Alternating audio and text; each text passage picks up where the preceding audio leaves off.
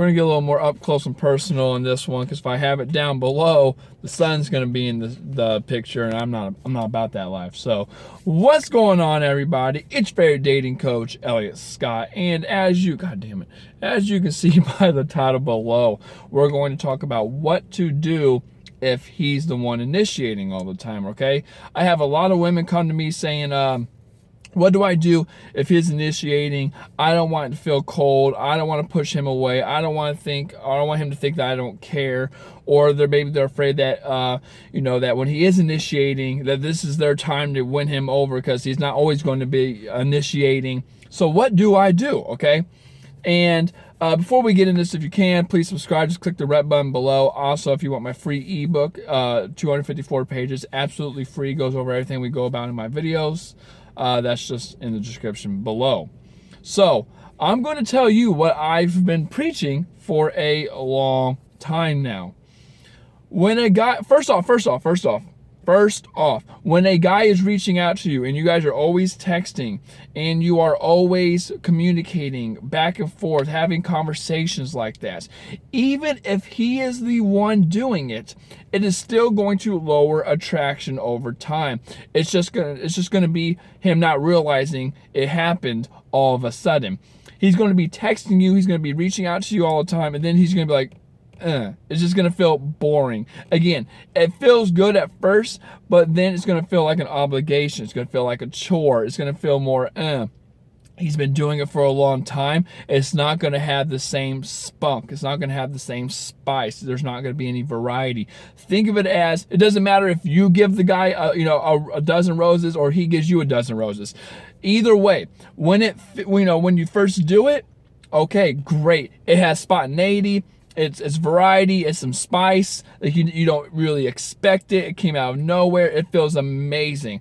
But if you were to get roses every single day, day after day, it would not have the same spice. It would not have the same flavor, the same love, the same care, the same meaning, because it happens all the time. You're expecting it. It's just now, okay? Same thing with text. Even if he's the one texting, it's going to be like eventually he's not going to want to go out and get you those roses, okay? That's just how it is.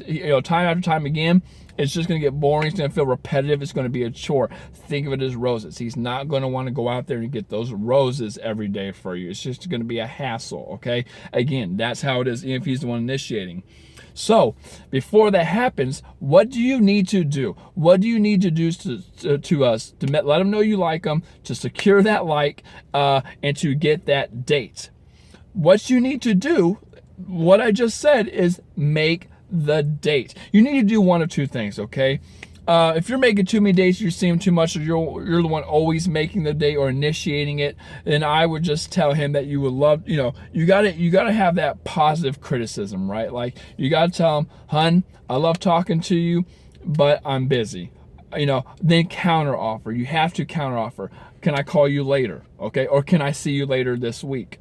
That's what you have to do, okay? And that kind of transitions to my second thing. A lot of people are always worrying that that if you pull away, he's going to pull away, so you want to show you like him. Well, if you make the date, let's say you're texting all the time on Monday, and if you just say, I love talking to you, but I'm really busy, I'd rather see you. What are you doing this weekend? Can you do anything Friday night? That's what I would do. And the reason for that is because that date or that gap between Monday and Friday, all that shit in between doesn't need validation. You don't need to seek each other's approval. You don't need to validate and see where you're at, because you're automatically making that set in stone, set in stone hypothetically, and that set in stone date for Friday. So you don't need to seek his validation Tuesday, Wednesday, Thursday. You're making that date Friday. Just give him a little flirting and texting between then, very little. And then on Friday, that's when you actually win him over, okay? So to repeat that, you have to end it on a positive note. Number one, say, I love to text you right now, but I'm super busy. And then counteroffer, with something as, can I text you later tonight? Or can I see you Friday? So you have to counteroffer and you have to make a definite date. If you do that, he's not going to feel like you're pushing him away. He's actually going to feel really relieved, I would even say, because he knows where you stand and you know where he stands, obviously, if he accepts it. And then you kind of give him his, it's a win-win-win-win-win, okay? Not only are you giving him the validation, you're also getting his validation if he says yes, and you're not worrying about the texting in between, and you're giving him space, and you're limiting your red flags, and you're raising your value because you're like, hun, I'm busy, I gotta do this, okay? It's just win-win-win-win-win if you do it that way. But a lot of people like to text all day, every day, and they realize why the relationships are dying off, even if he is the one reaching out, okay? So with that being said, ladies, I love you, take care, and peace.